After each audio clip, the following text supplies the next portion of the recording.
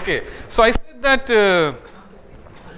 okay, can everybody hear me? Okay, good.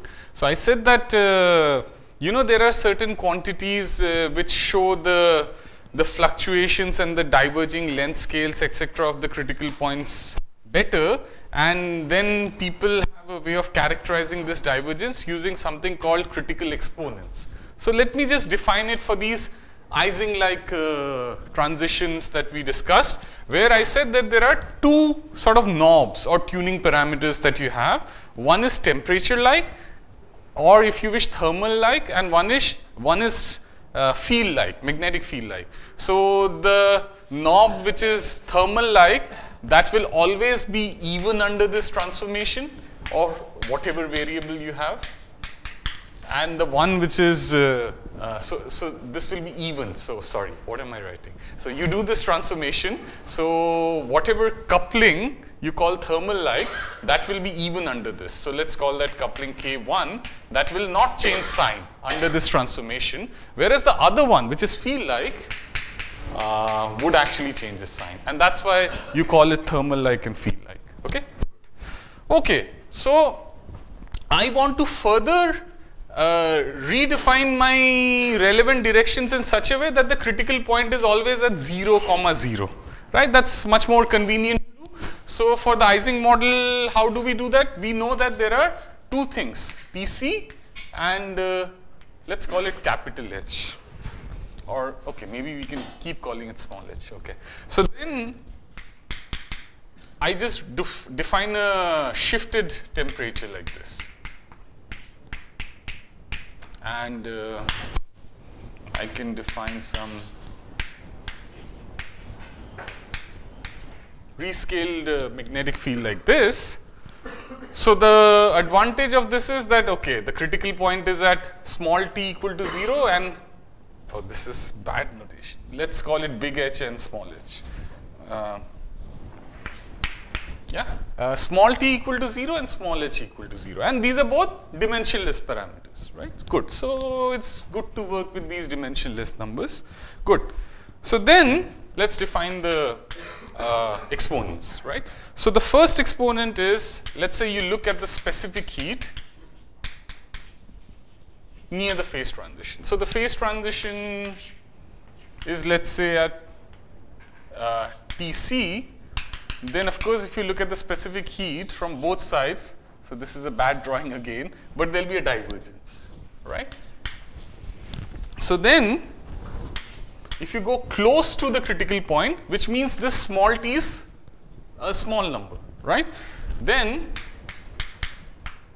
you normally see this kind of a behavior, okay? And this alpha is then one exponent, right? So this alpha is an exponent which characterizes the energy fluctuations near the critical point, right? Good. Then the second quantity which you can look at is, of course, the spontaneous magnetization. So let's look at that. So let's call that M. So I won't draw the other branch. So if you are close to Tc but only slightly smaller, you can already see that there is some spontaneous magnetization, and the way this thing deviates from 0 is also a very interesting thing. So it in fact defines another exponent. So then let's define it properly, limit of, let's say 0 plus, so that I get a positive number. So it defines this other exponent beta, okay. Then of course the third exponent is the other response function we studied, which is susceptibility, which would also have a divergence like this. So the magnetic susceptibility at 0 field, so which is nothing but the derivative of the magnetization, and this would also diverge like this with another exponent gamma, okay. So I'll soon exhaust my list, don't worry. But it's just good to define them for once, right? Because these are very important quantities. Another thing, at t equal to Tc, of course if you are strictly at t equal to Tc, the order parameter is 0, right? But then if you turn on a small magnetic field, you expect there to be finite magnetization. Now see, in general, suppose you are here at this temperature and you turn on a small magnetic field. You expect a finite magnetization here, right? So let's say my field is small h and the magnetization which comes due to that field is m. Then can somebody tell me how should m behave with h? I mean, what do you think will obviously happen? When h is 0, m is 0. And so what? Yeah, so of course when h increases, m increases. I'm asking how should it increase? What's the most reasonable thing you can expect? Yeah, linear. Just do a Taylor expansion. So linear. In fact, that's what helps us define susceptibilities and things like that, right? However, at the critical point, when you put a small h, the m of course again increases to a non-zero value, but it increases with h in a highly non-linear fashion. Okay, so that determines another exponent.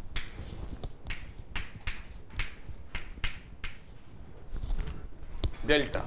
Okay, so these are how I'm defining it. Then, as we have already stressed, there is a diverging correlation length when we approach the critical point from both sides. So we can look at the correlation function, and as I just discussed, the susceptibility is anyway related to the correlation length. So that also diverges, and that goes like this. Okay, so there is another exponent, and then two more, and then the list is over. So let me write them here. So, of course, the correlation length is derived from an even more basic quantity which is called the correlation function, the 2-point correlation function. So, let's say I call this object g of r. So, exactly at the critical point, it's a power law because there is no exponential tail there. And then this actually goes as, sorry, this is r, right? Because r is the physical separation between 2 points. D is the spatial dimension of your system. So for a 2D Ising model, D is 2. For a 3D Ising model, D is 3. And this is the exponent, eta. Okay, good. And last, suppose you are at a critical point and you leave the system in some arbitrary state, let's say a fully ferromagnetic state, and then you can ask how long does the system take to relax to the correct thermal distribution, right? You can ask that question because you have left it at some very atypical state, then of course it has to relax to the thermal equilibrium. So if the system is at the critical point, you can actually show that the relaxation time scale also diverges. Okay? So, whereas it's finite everywhere else, it's finite here. Okay? So this relaxation time scale also diverges, and that divergence is related to the divergence here, and that defines another exponent. And this is called the dynamically critical exponent.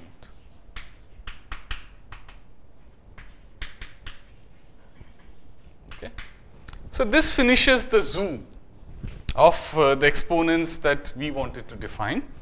Now if you consider two different physical problems, but they are connected through universality, then you do two different experiments. You measure all these things. For problem 1, you note them down in your diary, and let's say somebody else or you yourself measure the other thing and then note it down somewhere else.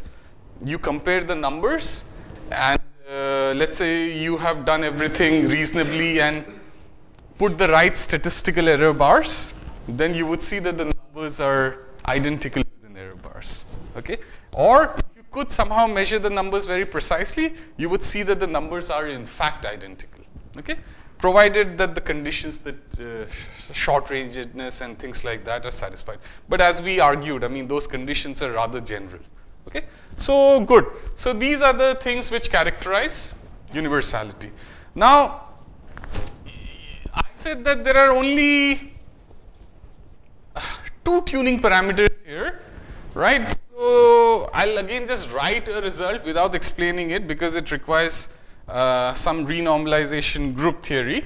But for any phase transition which is characterized, an Ising-like phase transition which is characterized by two relevant fields like this.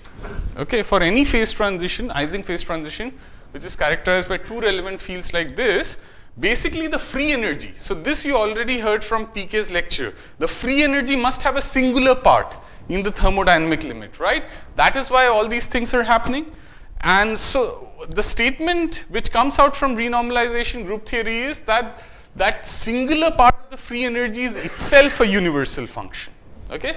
So basically, the free energy near the critical point has a singular part and a non-singular part, right? So like a smooth part, if you wish, right? Which has all its derivatives to be smooth. If like there is no derivative mismatch, it's a smooth function, etc., etc. So let's just look at this guy. This guy has the following structure.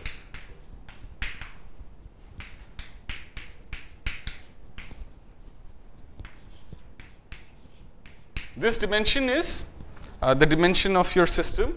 This is some number which characterizes one of these relevant directions. It's actually related, if you remember Professor Banerjee's lecture, he was using some iterative map, right? So you can think of the renormalization group as also some kind of an iterative map, and then basically you could linearize the map and extract some things which told you whether things are relevant versus irrelevant. So these numbers can also be obtained by similar analysis of that iterative map, okay? So you'll obtain two numbers, one for one direction, one for the other direction. All other numbers are unimportant.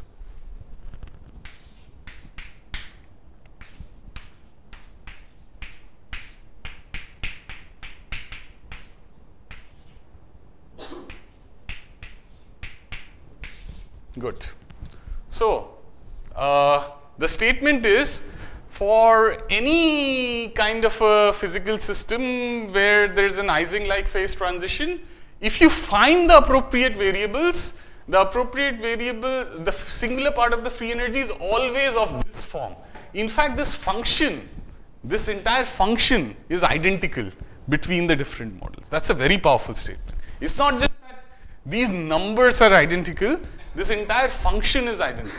Okay, so in fact, there is a lot more to saying that two models are universal than just saying that these bunch of numbers are identical. Okay, so, but yeah, I just wanted to give this statement. I mean, this is an impressive statement, right? I mean, right. You can also point out that, yeah. You know, DC varies all over the place. Correct. DC could be like 4 degrees, 4.2 degrees for helium. Correct. Some other number. Yeah. 1000 Kelvin for a ferromagnet, for example. Yes. DC is very yes. In spite of that. In spite of all that. All that. The shapes of these curves are identical. Yes. In liquids, many vapor liquids. Yeah. Many magnets. Many right. And they're the same between liquids and ferromagnets. Correct. Correct. It's quite. So it's very staggering when you think about it, that all these different systems which have different interactions, etc., etc., if you plot the right variables, everything collapses on the same graph. I would again, in fact, Shamik took it away. But in Kersen Huang also, if you open the chapter on universality and critical phenomena, Kersen Huang shows these one or two very nice experimental graphs where there is an experiment with different types of liquid gas coexisting substances, and he plots things in the right way. He doesn't, I mean the people who first did it, they did, and he took the figure from them, and you could see everything lies on the same curve. It's remarkable. So I mean, I just want to appreciate you to appreciate how remarkable this is. This is one of the most remarkable things in physics that we know of. Okay. Sorry, I always get emotional when I think of this. Sorry. Right. Good. Okay. So this entire function is universal. So now, again, I would just state this without proof. Therefore, all these numbers you can write in terms of these two numbers. Okay? These are the basic numbers, and all these other exponents you can derive in terms of those more basic quantities, and therefore there must be relations between all these exponents. In fact, people knew of those relations, and some people also conjectured those relations, Vidom and others, using different approaches. But the microscopic understanding of all that came after the renormalization group theory was introduced and understood. And people like Kenneth Vinson and others played a really pivotal role in designing this really beautiful theory. This is, in fact, this renormalization group theory is so beautiful, it's actually a proper alternate way of looking at all our physical theories. But let me stop here. Okay. Because I can go on and on about this, but yeah. Okay, good. Okay, so let me just write the relations to you, just to impress upon you the fact that this can be done. So I had jotted these things down. So alpha, let's write them one by one in terms of just those two numbers. Is this. Then what else? Beta is this.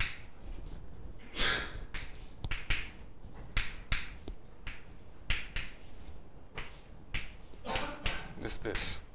In fact, these numbers you can derive cleverly just by knowing the singular part of the free energy. See, now you know how to, from all these refresher course lectures, you know how to calculate specific heat, things like that from the free energy, right? So now these things, for deriving these things, you need the singular part of the free energy. So if you take appropriate derivatives, some things here are harder, but if you take appropriate derivatives of this thing, you can pull out this information. Okay. And after I write all this, I'll calculate this for the mean field theory, just to show you one or two examples of how it's done.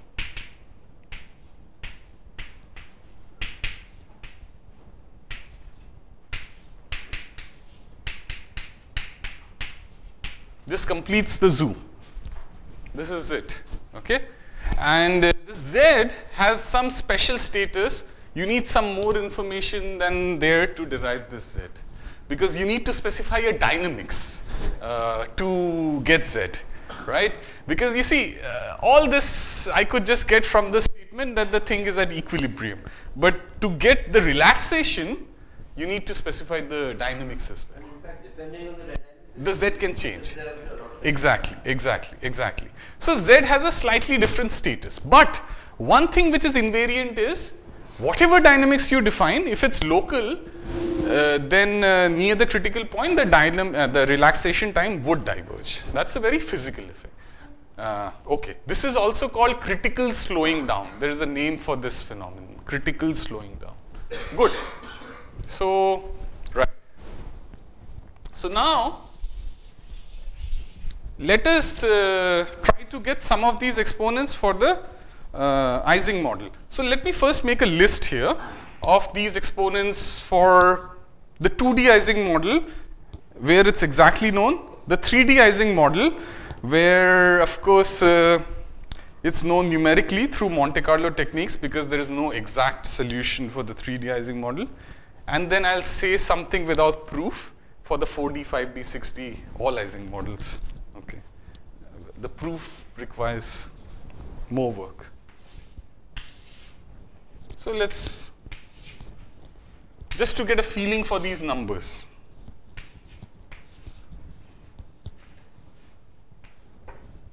So first let's write the mean field theory results. So I'll try to derive one or two of them quickly first. Okay. So in mean field, alpha is 0, beta is half, gamma is 1, and delta is 3.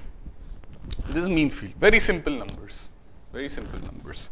Now, because of Onsager's solution, we know the thing for the 2D Ising model, and consequently, we know these numbers exactly for all the theories with d equal to 2, which have the same universal physics, right? That's a very powerful statement. We don't need to rework the thing again and again. Okay, so this is also 0, but with some log corrections. Let's not go there. This is 1 by 8. This is 7 by 4. And this is 15. Okay. So So, okay, this seems, oh wow, very good. Okay, this is quite bad. This is also bad. This is very bad, but okay, fine. As I said, this is of course an approximation. You cannot hope to get exact results, but at least the phenomenon that there is a spontaneous symmetry breaking is captured correctly here. Okay. Then 3D Ising model. People did Monte Carlo simulations to get this. Monte Carlo simulations. So let's look at these numbers. 0.125. So these are of course approximate numbers, and there are error bars here, some error bars here. So I have written the numbers before the error bar.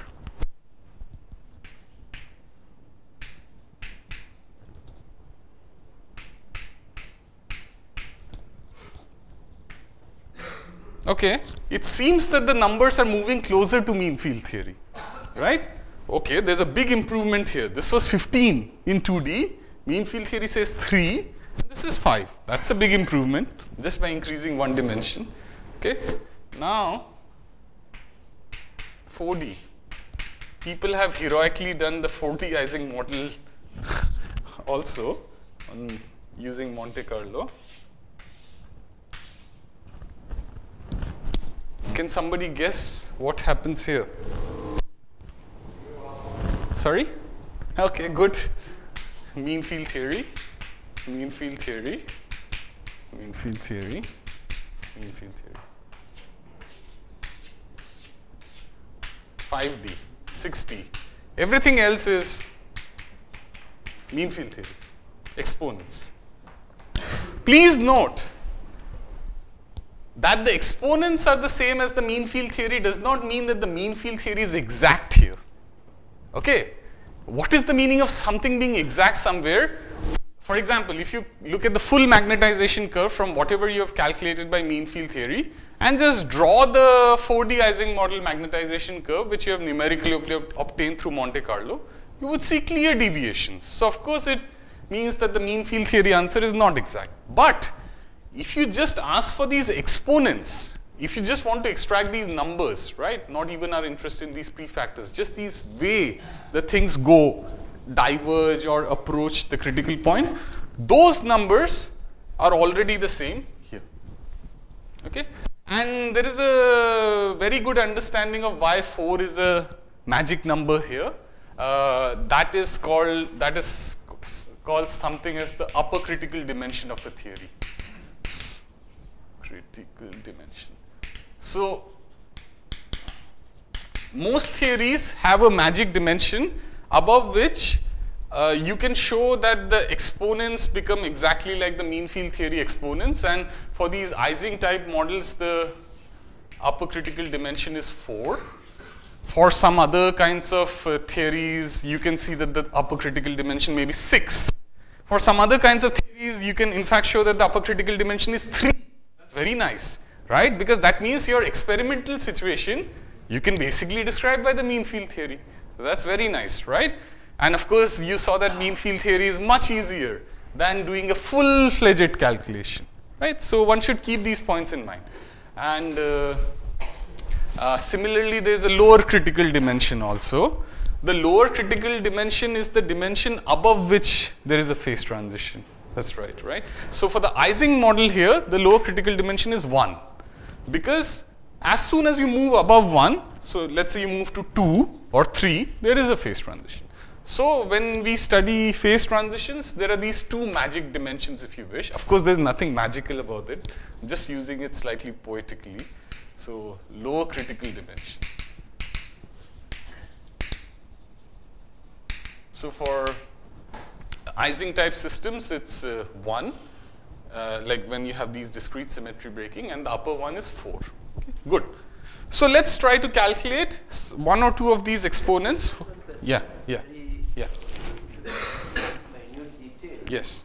These numbers for the 3D Ising model seem to be older numbers. I mean, where did you get them? Yeah, yeah. These are actually quite old numbers because. 1.25 has become 1.241. Yeah, yeah. Exactly, exactly. I know, I know. The gamma.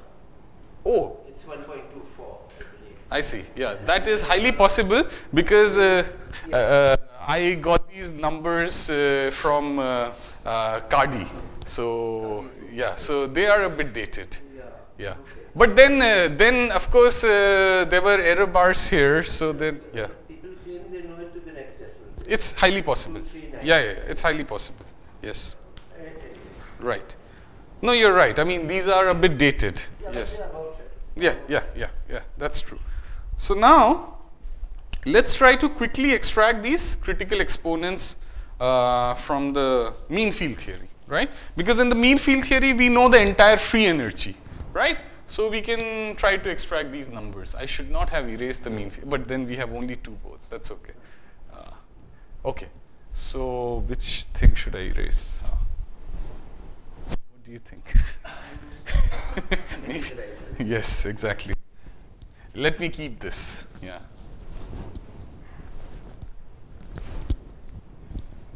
Oh, but then there are these 2 things here. Ah, okay. I can write them here.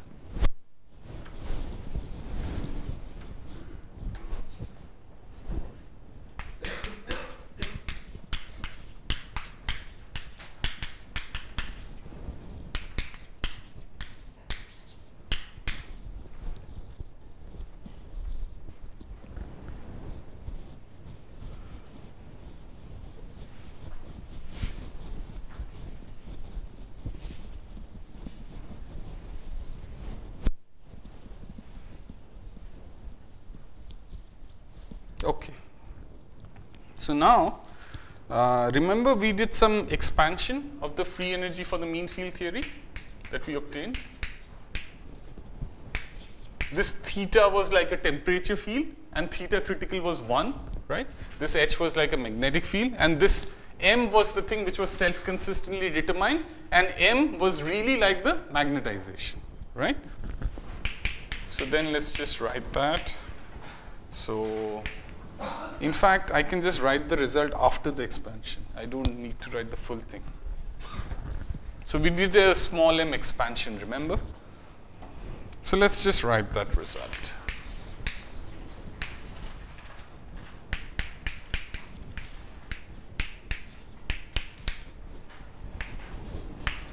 Plus m4 to something, 12 theta. Okay, good. So now, let's go step by step. Okay, let's first try to see the spontaneous magnetization exponent. So what does that mean? So there's a curve like this and I'm close to the critical point and I want to see how high is the magnetization and therefore extract this number beta, this exponent beta, right? Good. So then I need to just find, t to the beta. Now what is that based on here? It's very simple. As you move slightly below Tc, so slightly below theta equal to 1, we know that these dips are formed, right? All I need to calculate is the position of this dip, which you can just calculate by this functional form, right? And then one just has to see how the position of this dip relates with this theta, because theta is like the temperature here, right? That's clear, right? Good. So this you can do, and when you do this, you get some equation like this for these 2 points, okay? And then from that, you can immediately see, so close to the critical point, theta is 1, so I can ignore this factor. The important factor is this guy, 1 minus theta, right? So then, this guy also gets a square root. So now, look at that and please tell me what is beta. Correct. And that's exactly what we have written here, right? Good. So that determines this thing, right? Very good. Now, let us also determine this delta. So for delta, what do I need to do? For delta, I need to be exactly at theta equal to 1 and I need to put a small magnetic field. Now, if you put a small magnetic field, you need to add one more term to this free energy, right? But that term you can just guess. So this free energy does not contain any magnetic field. But suppose I put a small magnetic field, what is the term that I'll write here? Minus Hm, right? This is the term which you would have guessed, and In fact, if you want to do it, you can of course start from scratch, put a magnetic field in your mean field analysis, then do the expansion. But you'll get this. That's a very reasonable thing to expect. So the free energy changes to something like this times, oh sorry, not times, minus Hm. Okay, good. Okay, so then what we need to do is, okay, so then we need to determine what happens with this magnetic field, right? Okay, so we can actually determine that. We can actually then again differentiate the free energy to get what happens here. So then I have this term, and then there is an M, and then I have this term. I'll differentiate that, and then there is this term, and that's equal to 0, right? Okay, and of course I know that theta is exactly equal to theta c. I know that, right? So then in fact I can forget about this term. So then this and this remain, right? So let's even forget about the prefactors, right? I mean, then m cube is proportional to h, which means, what is this number? Sorry? 3, because m is proportional to then h to the 1 by 3, and that means this is 3. So please notice, even within mean field theory, you are getting a response which is completely not a linear dependence on the magnetic field, right? You are getting an unusual power of 1 by 3, right? So if you think in a Taylor series manner, this is highly striking, right? So that's because when you're doing mean field theory, you're doing some self-consistency calculation which actually goes beyond a Taylor series expansion. So, okay, so that's 3 here, good.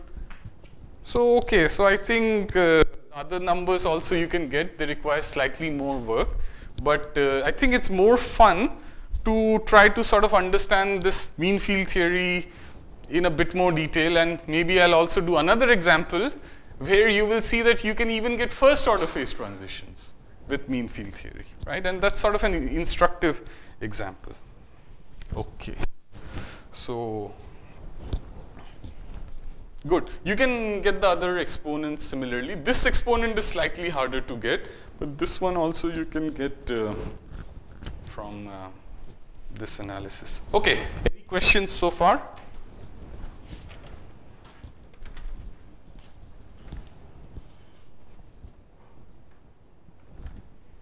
Anything? Okay. If Comment that with alpha to 0, mean field theory means something, 2D Ising model means something else. Ah, that's right. Yeah. Otherwise it gives the impression that they're the same. No, that's correct. That's correct. So in the mean field theory, the specific heat does not show a divergence at the critical point. So you can work that out. However, for the 2D Ising model, when I say alpha is equal to 0, that basically means that, let's say you look at different system sizes. Let's say you're looking at finite systems and you're looking at the specific heat curve for the 2D Ising model. Then of course, if you have a system like this, then let's say this is your real TC, then let's say you increase the system size. So typically what happens is that the curve gets narrower and its height increases.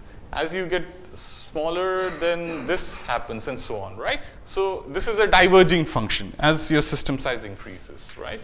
So typically this divergence of the peak goes as alpha to the nu. Okay. So in the 2D Ising model, this specific heat actually diverges with the system size, but it does it extremely slowly. It does it slower than any power law. That's why alpha is 0. So in fact, can you guess a function which is slower than any power law? Yeah, correct. So it diverges as log of L. So there are logarithmic corrections, but there is a very slow divergence. But in the mean field theory, it doesn't diverge at all. So that's another difference. But you see, because we are trying to fit it to a power law, it might give an impression that this and this are identical. But yeah. Of course, you know, the 2D Ising model was the actual calculation. We could already see there was a lot of structure. There were all kinds of fluctuations at all length scales, right?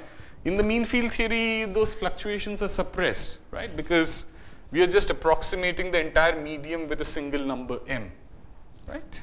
Okay. Good. Okay, so that was also fine. So now, let me sort of write sort of a puzzling thing for you here, and then we'll go on to derive a model which has this kind of a mean field theory. So see, till now, the mean field theory we were looking at had a structure like this. If you think about it, the structure was that this A2 term changed its sign across the critical point, right? When T was greater than the TC of mean field theory, then this A2 was positive. Whereas when T went below the mean field theory result, this A2 became negative. And of course, that is what led to this thing, right? Good. Now, imagine I give you a theory where this A4 can also become negative. So imagine a theory where A4 can be negative. Then do you think that's a good free energy? So see, in this analysis, which we just did in the previous class, A4 was positive. But if A4 becomes negative, is that a good free energy? It's not, because it'll go to minus infinity. That has no stable solutions, right? So then you have to clearly go to the next order and put an A6 m to the 6, right? And hopefully A6 is positive, so that ultimately it has stable solutions. This theory not only has these Ising-like transitions, it also has a first order line of transitions, and the Ising transition meets the first order line of transitions at a critical point, at a tri-critical point. So let me just give you a simple model, and let me just calculate using basically similar calculations as we used in the morning, oh sorry, not in the morning, after lunch, to show such a thing. So the model that I'm going to describe is, so how do you pronounce the second one? Bloom? Bloom is fine, and how, Capel, or how do you pronounce the next person? Capel, or? Capel. Capel, okay. Okay, Bloom, Capel, I see, model, okay. So this is an interesting model that I'm going to write down. This is a model which basically describes a bunch of spins surrounded with a bunch of vacancies. So I'll describe the model and you'll understand what I mean, okay? And we'll do a mean field theory of this model, okay? Good. So let's see. Let me first write down the model for you, okay? So let me keep this hanging there, because it's a straightforward generalization of whatever we have done so far.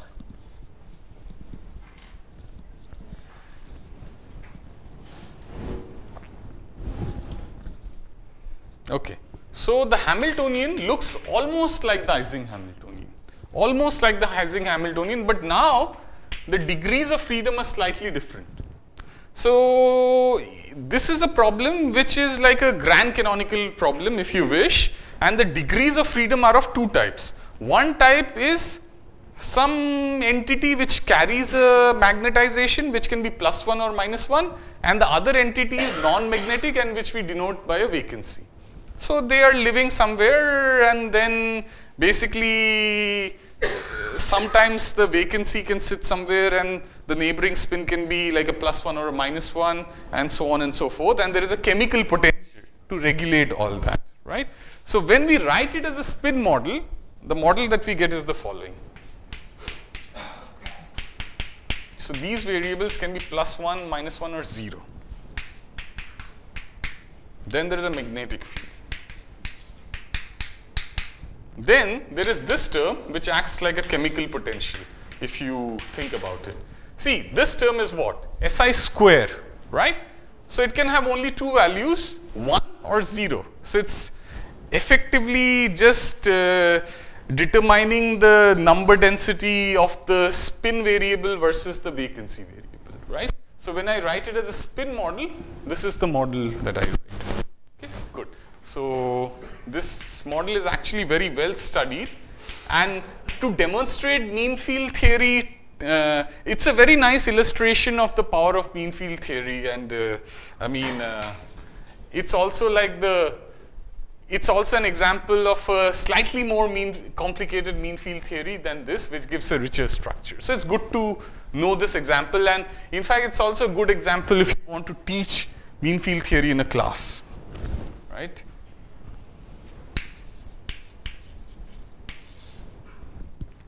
Okay, good. So now, let's look at this model carefully. So let's say this G can be negative or positive, whichever.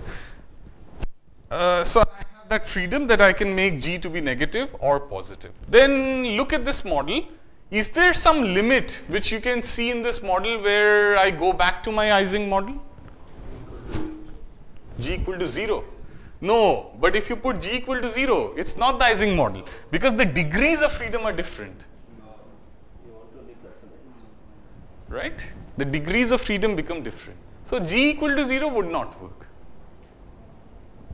So what is the thing that you think would happen? I mean, what should G be so that it's back to the old faithful Ising model that we have been studying?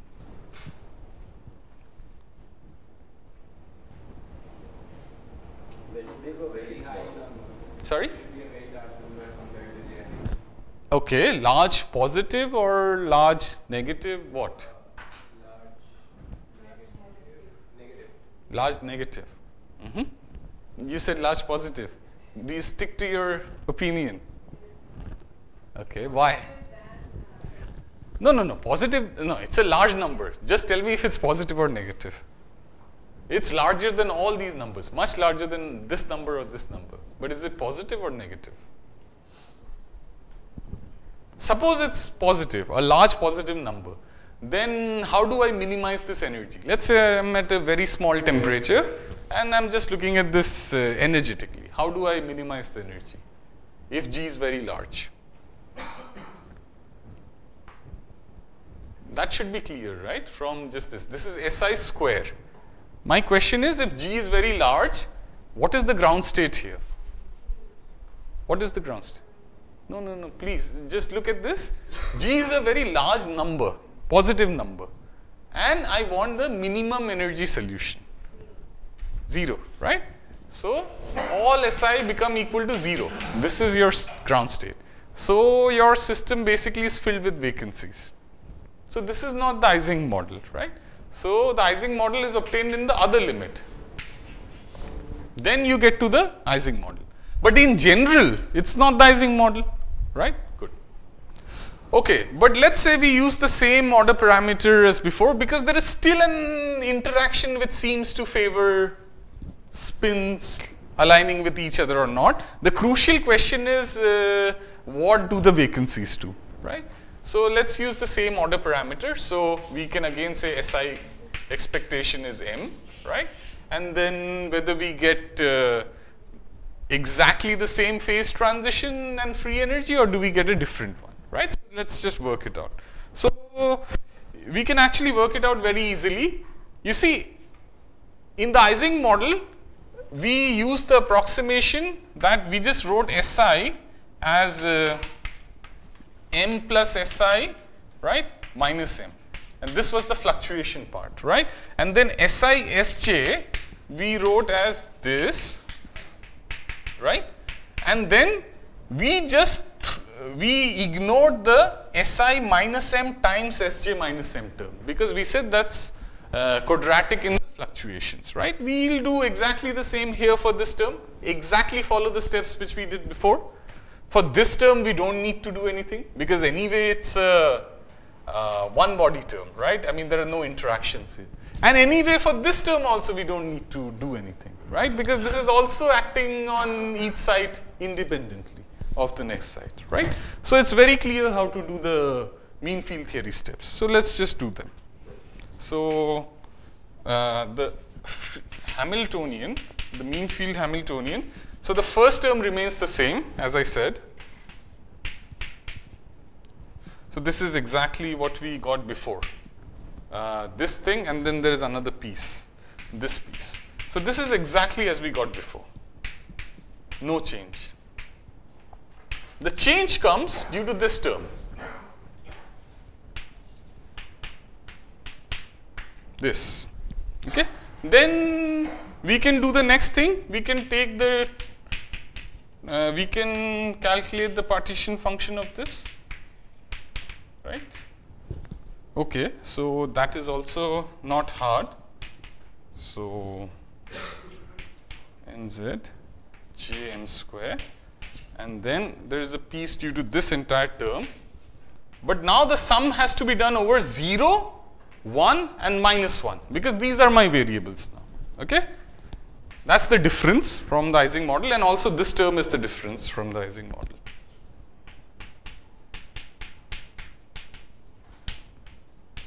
Minus beta g s square, this whole thing raised to the power n. Okay? No. But why do you want to call it bosonic Ising model? No, no, no. I mean, this is a classical model, right? This is a classical model. So, it just is a, if you wish, generalized Ising model where there are 3 options at each side. Or if you want to think of it physically, it's a model where there are magnetic degrees of freedom which can have only 2 values, as well as vacancies. And this is the chemical potential which is regulating the relative number. Okay? Because you can see that if G tends to -infinity, then the model has no vacancies, right? Density of vacancies is 0. Whereas when G tends to +infinity, the density of vacancies is 1. And of course, you can get any relative density by tuning G in between. So G is like a chemical potential in that sense. Okay, good. Now let me erase this part and continue the calculation there.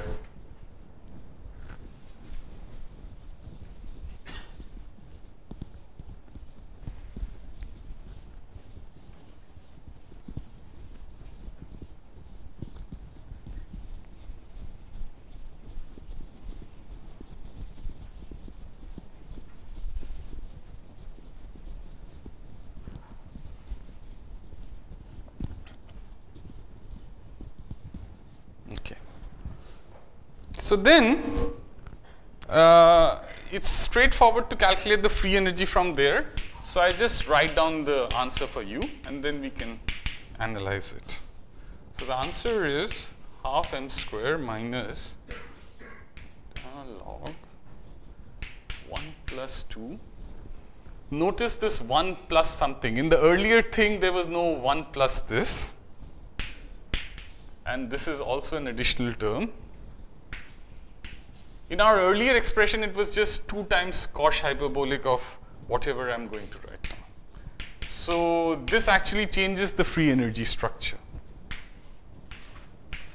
And when I do the expansion, when I do a small m expansion, which I leave as a homework exercise, ultimately when you go to your actual homes, you can do it. Or of course, some of you are also here tonight and tomorrow, you can do it.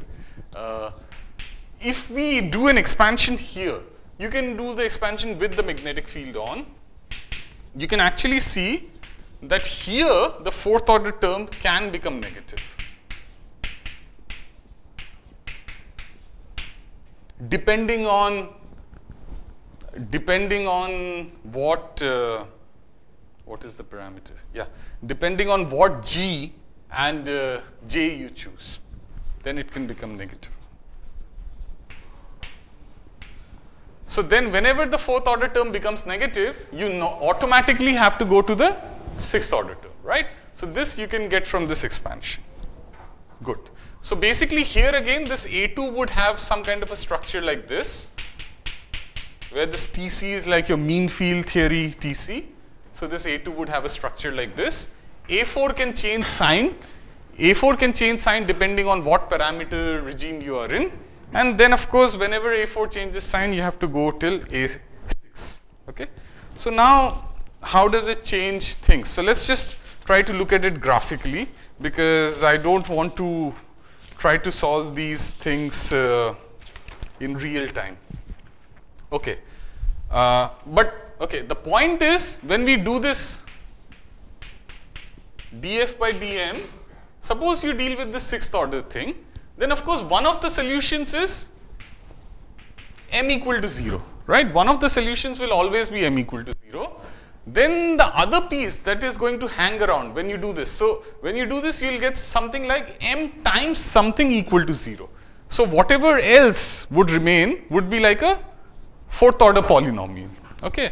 So now you can ask, does that fourth order polynomial have any real roots? Does it have, it can have all imaginary roots, right? Does it have 2 real roots? Does it have 4 real roots? So on and so forth. And that of course depends on the relative values of these things, right? But let's say I'm in a situation where this guy is negative and this guy is positive, right? So yeah, that's exactly the point. Then you can actually have this kind of a situation in mean field theory. And so you'll easily see why I'm calling it first order. So all this you can get from expanding this function. You will land up into this function, and the interesting part, the new part, which is additional from what we just studied, is when A4 is negative. See, when A4 is positive, then anyway you can also ignore the sixth order term and you will get back the same things we discussed earlier. But the different part would come when A4 becomes negative, right? So, and that is fixed by the parameters here. So you can tune the parameters so that it becomes negative, right? So now, when this becomes negative, let's say I'm coming from high temperature to low temperature, then the free energy actually may look like this.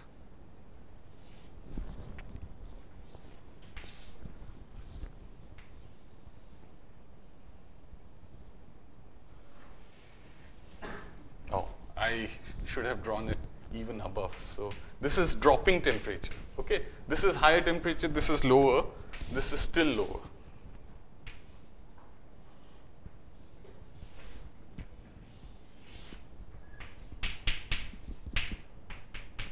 How many extrema does it have? 1, 2, 3, 4, 5. That's why I needed 4 solutions to that fourth order polynomial, 4 real solutions, right? And of course, this is an exercise, right? You have a fourth order polynomial, you can figure out in which parameter regime it has 4 real solutions, in which parameter regime it has no real solutions, etc., etc., right? Good. Okay, so this is like the paramagnet, if you wish, because again, the system is in m equal to 0, and this is the analog of the unbroken symmetry state. So this is a paramagnet, right? This is unusual. Here, the system can be here, or the system can be here, or the system can be here, right? And now let's look slightly below TC, slightly below TC. The system is really here, right, or here. So then here, if I draw the order parameter, right, then the order parameter is 0, and then it suddenly jumps to this non-zero value, right? You see what's happening here, right? So the order parameter is 0, and then it jumps to this m0, and then it grows like this, right, as a function of temperature. So what kind of a phase transition is this? This is a discontinuous phase transition or a first order phase transition, right?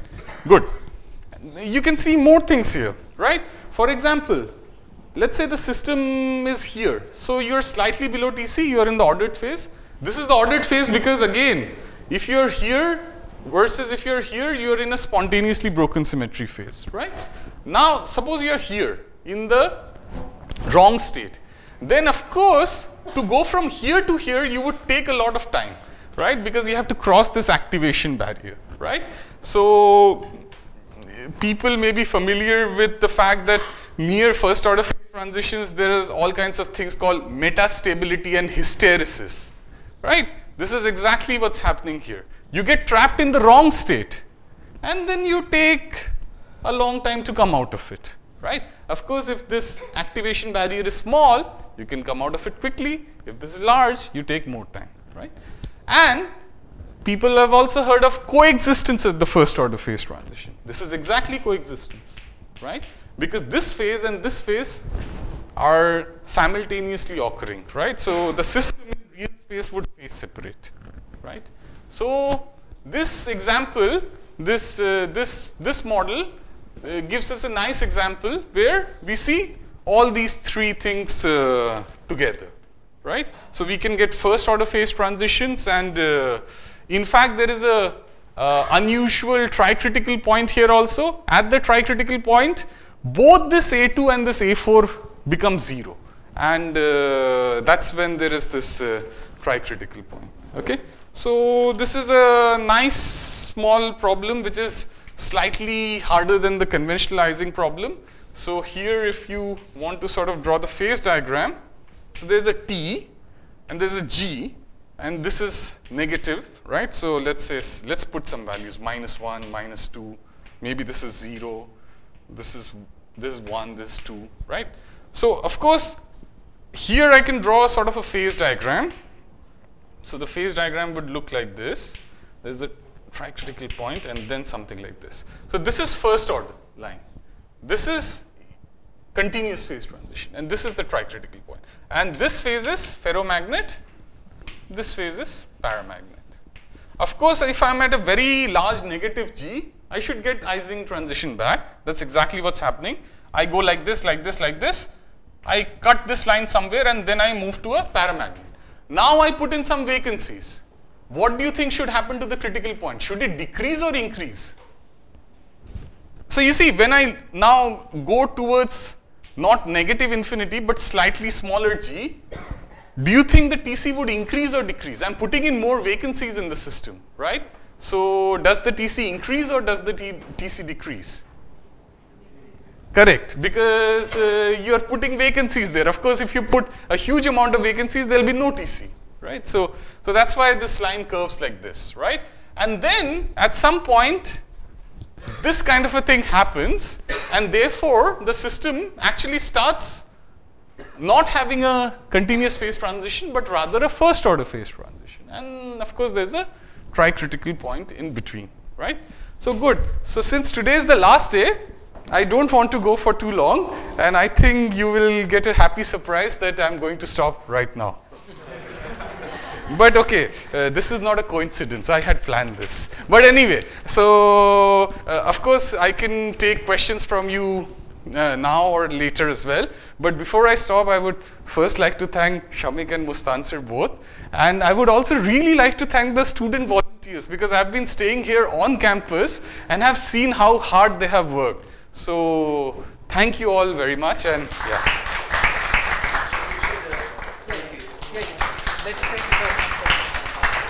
Thank you, thank you.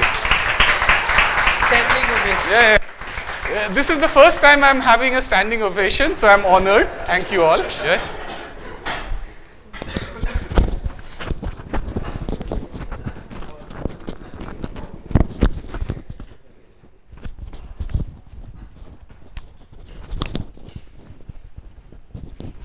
Okay, so since the refresher course going to answer you are going to answer the question.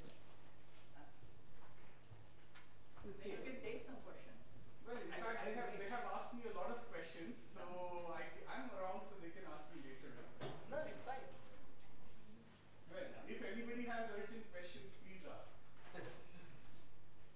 How can you say urgent? No, even simple questions. Also non-urgent questions. I can take them later.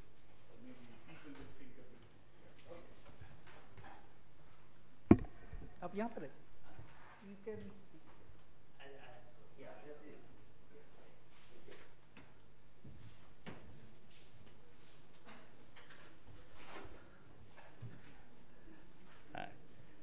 Dear Dr. Mustan